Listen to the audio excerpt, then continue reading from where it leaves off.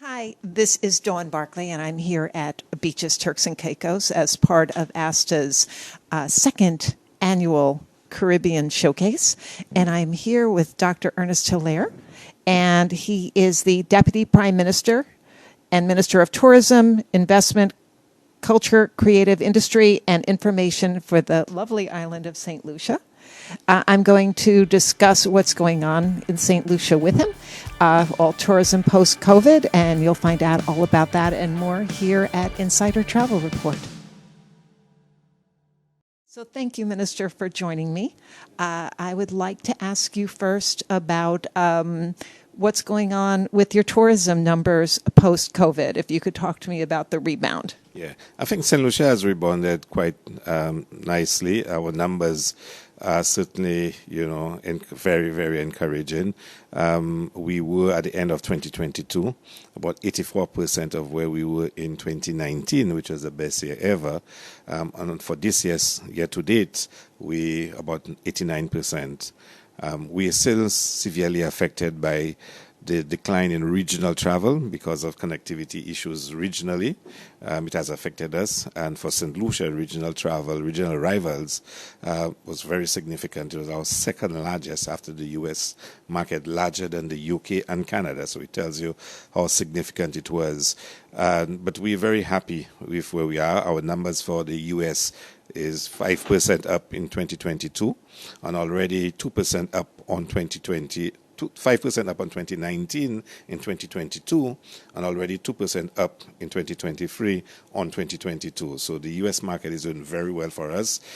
Canada has increased significantly.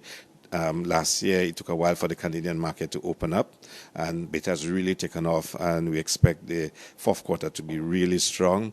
The UK started off very strongly. It has kind of stagnated a bit, but we're expecting it to pick up in Q4. So our numbers are great. We're very encouraged by it. Cruise arrivals are back on track, and we're certainly expecting a very robust winter season and first quarter for 2024. Terrific. So talk to me a little bit about the infrastructure that were improvements made during COVID and post-COVID. I know we talked a little bit about increases in hotels. If you could tell my viewers about that, that would be wonderful. Yeah. Well, we're very encouraged by the level of investment we see now in hospitality sector in St. Lucia. The Canals, the Dreams Hotel Canals is well on track, and they're projecting a completion date of end of 2024. The Kazamba Beach Hotel is nearing completion, should open sometime this year. The Marriott, at Point Seraphin, is well on track for completion of next year.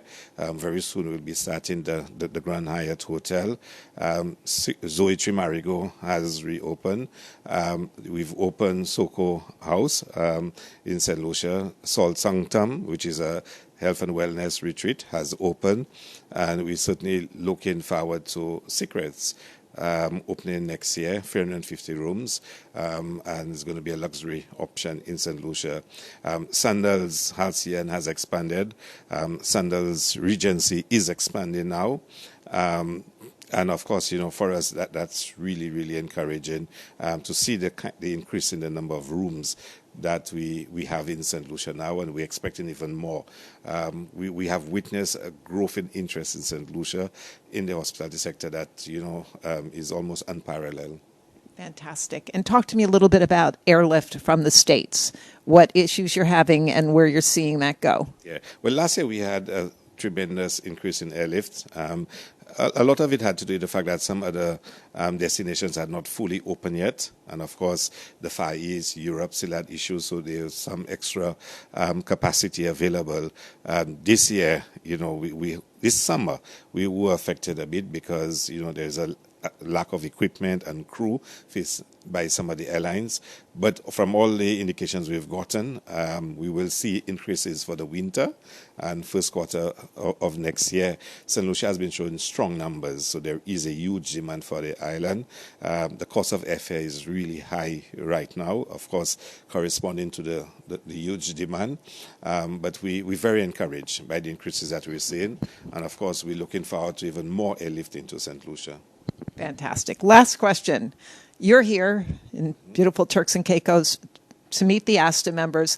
What will being here do for you, and how do you cater to the agents who are represented here? Yeah, well, I mean, it's a wonderful opportunity for us to say thank you to all the agents that worked so hard to sell the Caribbean as well as selling St. Lucia. So we want to personally say thank you to them, and I had the opportunity to publicly thank them for their hard work. They stayed true to us during the worst of times, and certainly when we went out selling St. Lucia, they were very supportive, so we need to show that appreciation. We need to update them on what's happening in the island and what's going to be different, what's going to be even enhanced, and what's new.